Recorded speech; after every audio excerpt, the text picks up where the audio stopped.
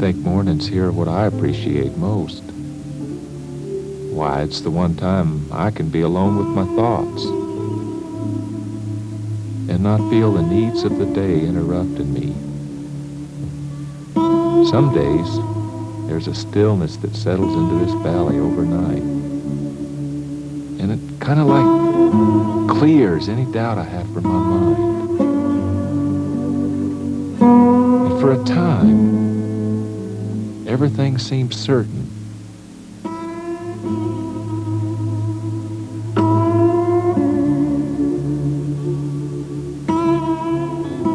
You know what I mean. It's like when you're driving around, or when you're driving down the road and all of a sudden you come to a place on the road where the radio comes in real sharp and clear. For that moment, everything makes perfect sense. A day like today can be like that. I like the weekends. You know, I think I get better reception on Sundays. I've got no chores hanging over my head like usual. It gives me a chance to see what God gave us here.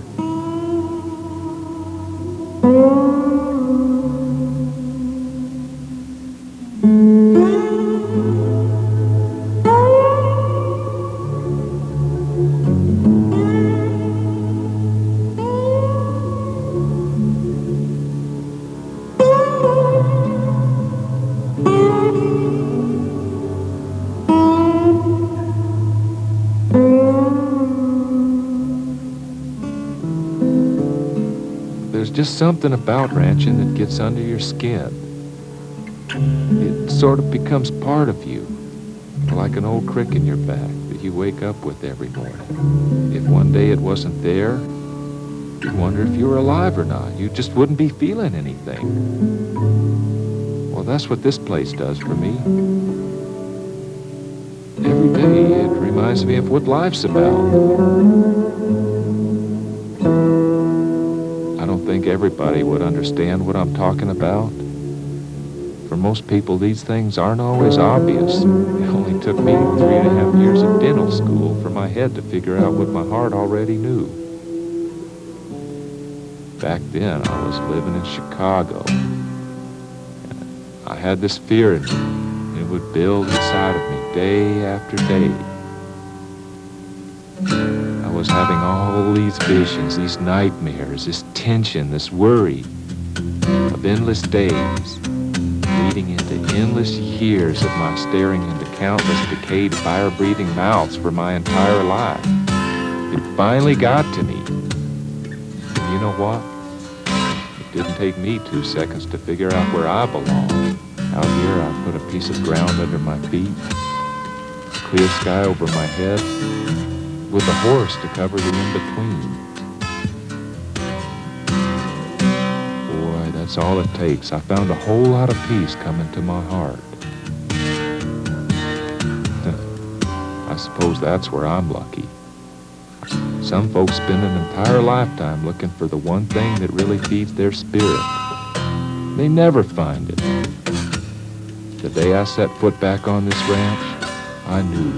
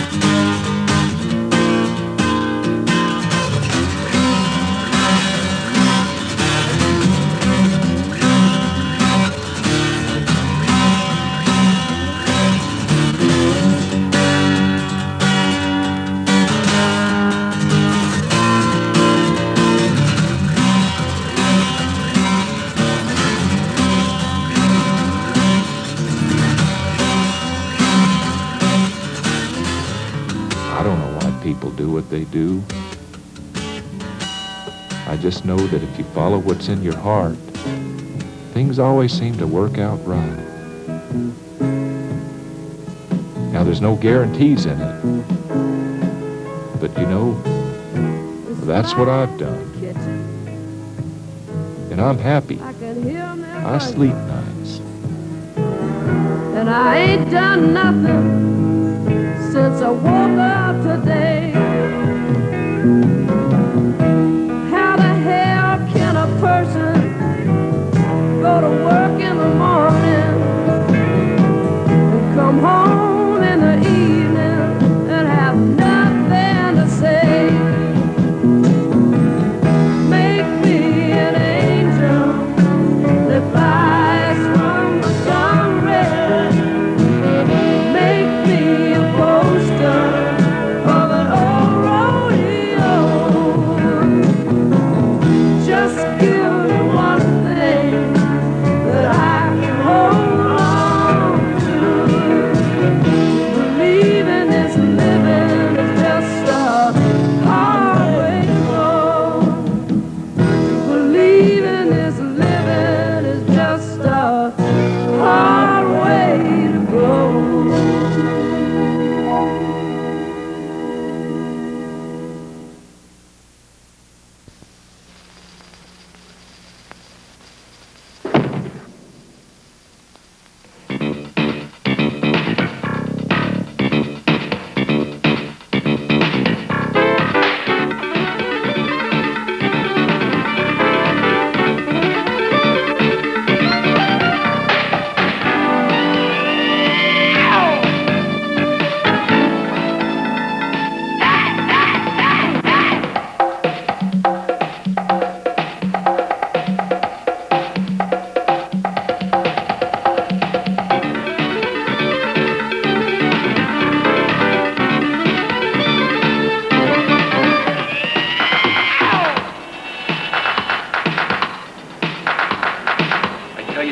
This idea is fantastic.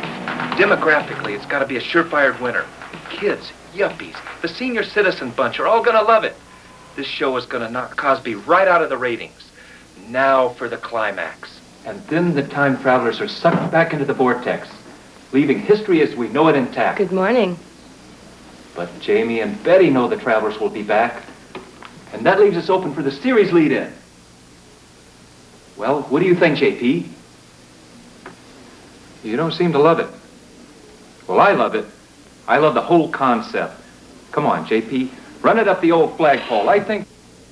Not again. Come on, JP. We've had a working relationship in the past.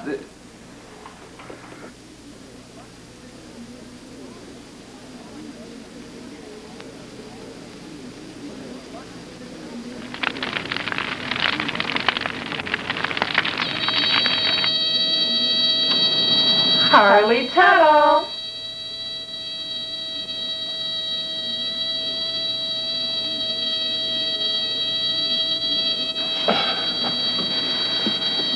You are becoming quite adept at shutting that thing off, Tuttle.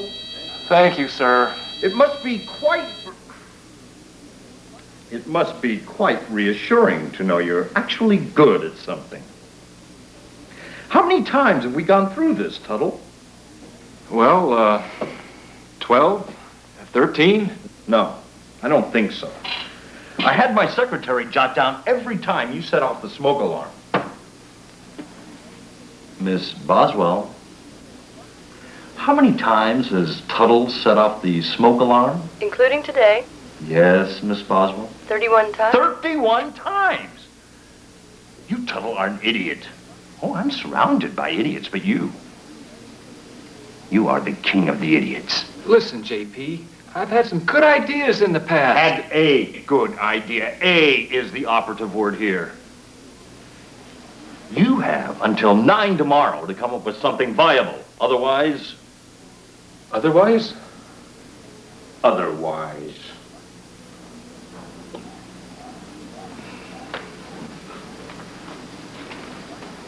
Excuse me, JP, but that 9 o'clock you mentioned, is that AM or PM? Goodbye, Tuttle. Give me the complete file on a writer named Tuttle. Hey, Midge, could you bring me in some coffee? What do you think I am, Harley? Your secretary or something? Not today, Midge. Jesus. Okey doke. Okey doke.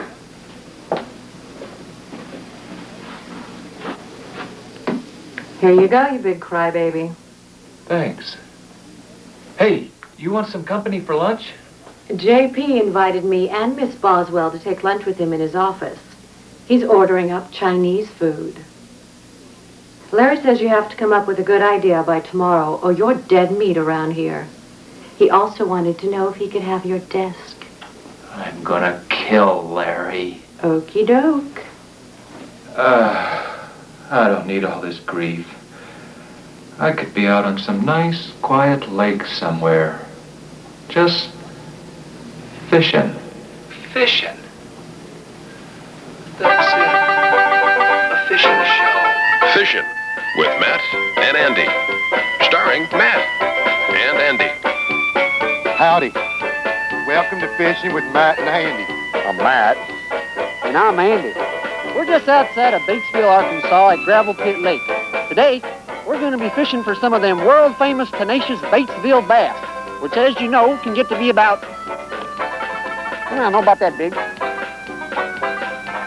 We don't know what makes them get so big here, and we don't care. We only know one thing. We love catching them. You got it, good buddy. Let's go fishing. You got it. Well, first off, I like to chum up the water just a mite. Now, I know it's a little on the illegal side, but it sure gets them scrappers all riled up. That'll bring them big mouths right up to us. Just ain't a whistling snooky on that one. Tell me, boy, what kind of lure you using? My wife's earring. And you? Well, I got me one of them custom-made double-jointed Rappalas. The patented scoops. You don't need a weight. It goes right down to the bottom. Patty McGillicuddy give it to me. Whatever become old Patty anyway? Well, it's kind of a sad tale. Seems he was doing a little duck hunting out in a Nebraska cornfield when he got sucked up by a combine. Say, what'd the little woman pack you up there for lunch anyway? I don't know. Nothing special. Well, I figure if them bass ain't biting, and I ain't, we might as well be. You didn't bring nothing, did you? No. Well, I ain't sharing. Now, don't go on like that, old buddy. I told you last time. You can't remember to bring your own grub. You can't go mooching off of me.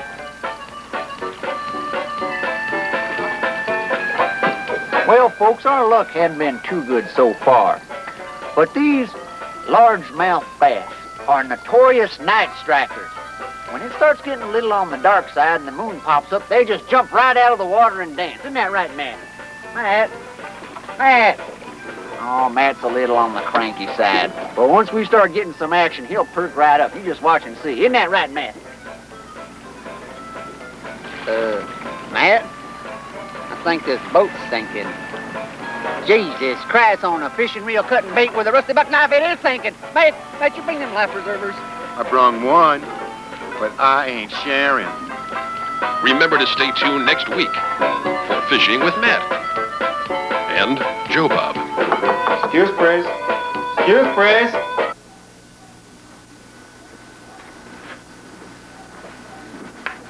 Yes? I'm looking for Mr. Greenwood office. What? Mr. Greenwood office.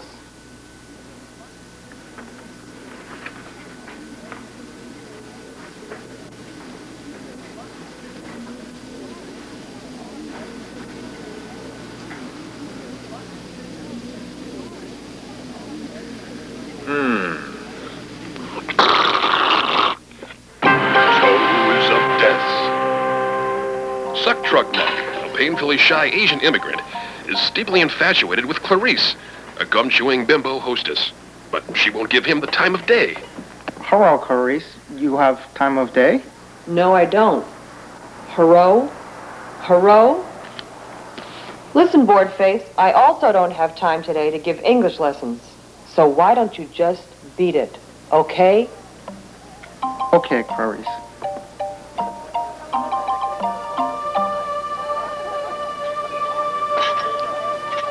Fire above Clarice.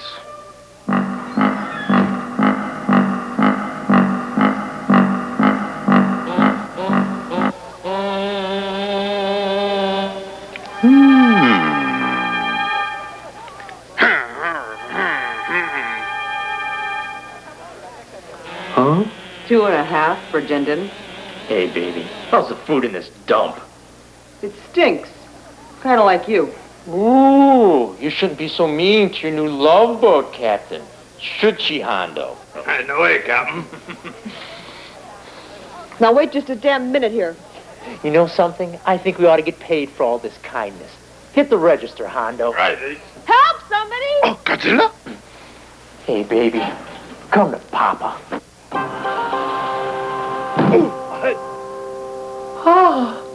Huh? Let the girl go. No way, man. Who are you anyway? Some kind of a retard? Look at the dude's feet.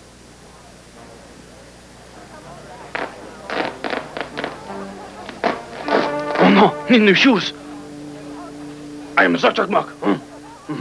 I totally talking from now on.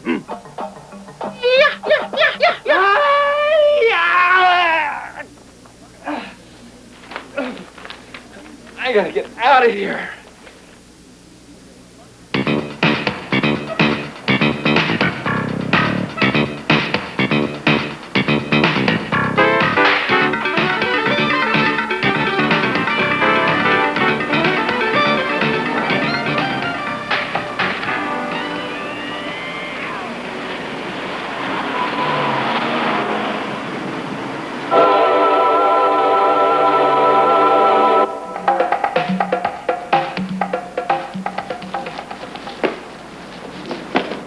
Excuse me, sir.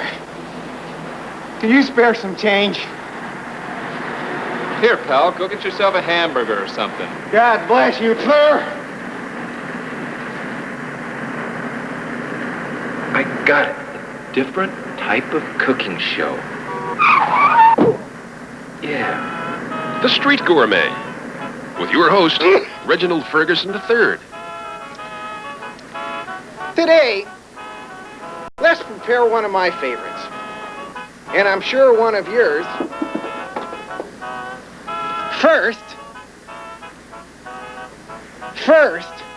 an exquisitely simple garden salad with wine vinaigrette dressing.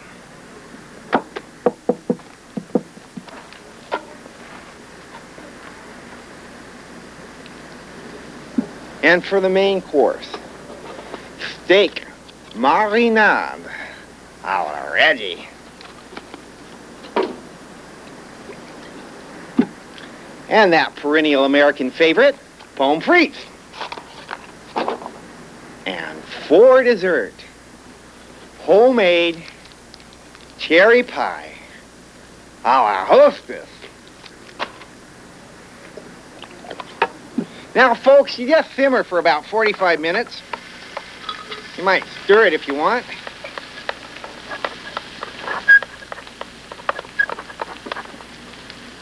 And voila. C'est magnifique. And that's the show for today. Brought to you by the makers of Thunderbird Wine. Old T-Bird. The only aperitif that tastes better coming up than it does going down. Think, stupid. Think of something at least halfway decent.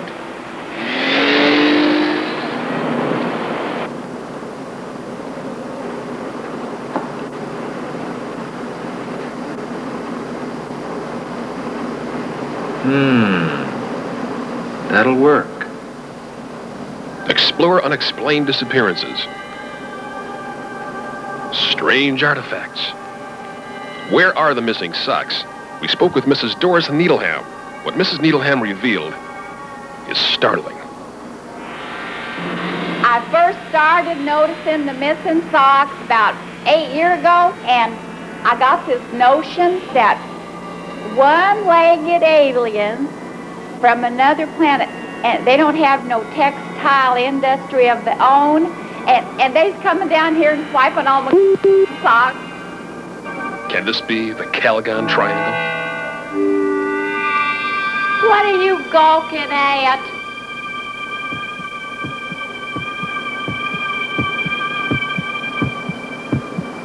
You have until 9 tomorrow.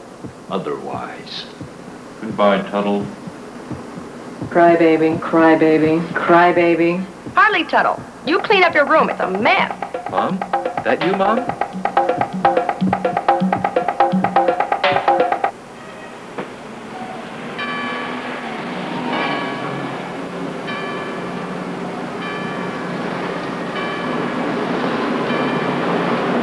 Oh, no. Ah, Tuttle. So good of you to come. Nothing on paper, I see. All in my head this time. I think you're really going to love these ideas for a change.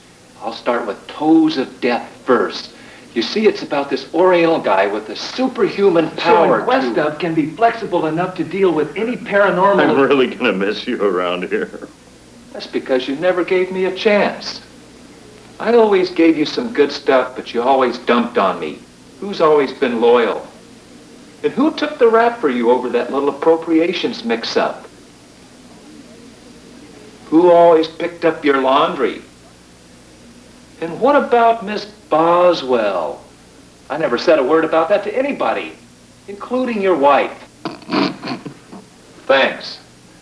Thanks again for everything, JP. Don't mention it. Hold it right there, JP. Mr. Bloom, what are you doing here? Why, checking up on you, of course, JP. What else? I like your thoughts. JP, get up. Have a seat.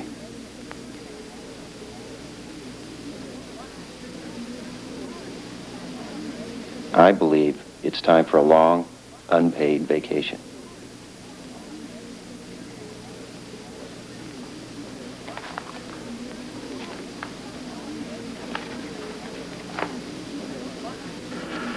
I'd like to thank all the little people who made this possible. Don't mention it. Well, well. Tuttle, isn't it? And your first name? Harley, sir. Harley. Well, Tuttle, from now on, you can call me Mr. Bloom. Right, Mr. Bloom. And then the young adopted black dwarf becomes lasting friends with the furry alien. But the dwarf's white father doesn't know about the alien. And that will get us a lot of laughs down the road. Well, what do you think, HT? Kid, make it 2 black dwarfs. Get rid of the fur on the alien. But other than that, I love it.